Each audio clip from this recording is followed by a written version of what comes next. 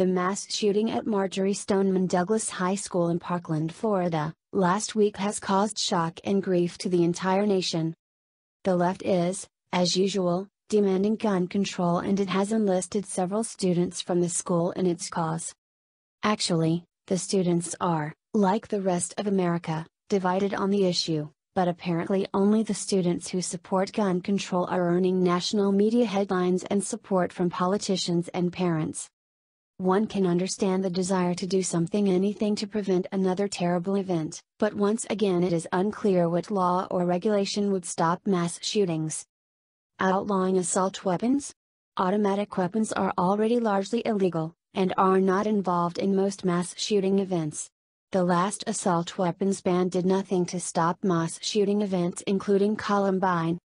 Banning the AR-15, a single-shot weapon falsely described as an assault weapon? The Charleston shooter murdered his victims at the church with a handgun. Stephen Williford, the hero who stopped the Texas church shooter last year, did so with an AR-15 rifle. Gun violence restraining orders, GVROs? These arose in California after the Isla Vista shooting in 2015, to allow relatives of a troubled person to have police take their guns away.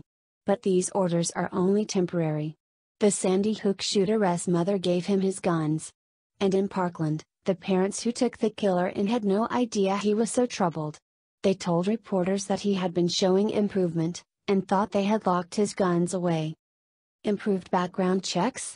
That might help, although that solution depends on the ability of the bureaucracy to manage databases properly, which it failed to do in the case of the Texas shooter, who never should have been able to buy a gun.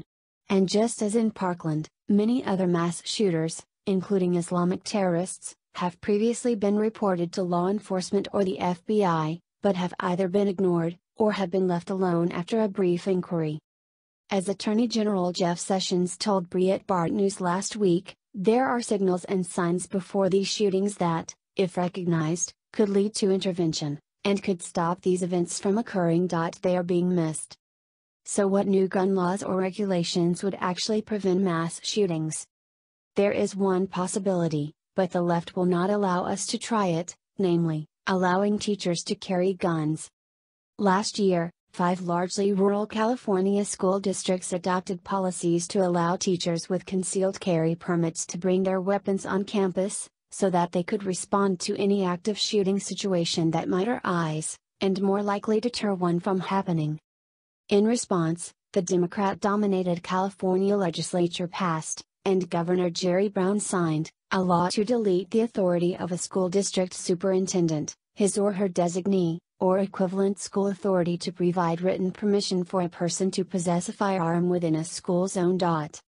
We will never know if the district's policy would have helped prevent shootings because California Democrats never gave it a chance. And so, thanks to Democrats and the media, we are reduced to debating gun laws and regulations that we know would not have prevented the shooting in Parkland, or elsewhere. The best that can be said of these ideas is they might prevent future mass shootings. But most new gun controls would also come at the heavy cost of infringing a fundamental constitutional right, and of stripping law-abiding citizens of the ability to defend themselves. Thanks for watching, guys.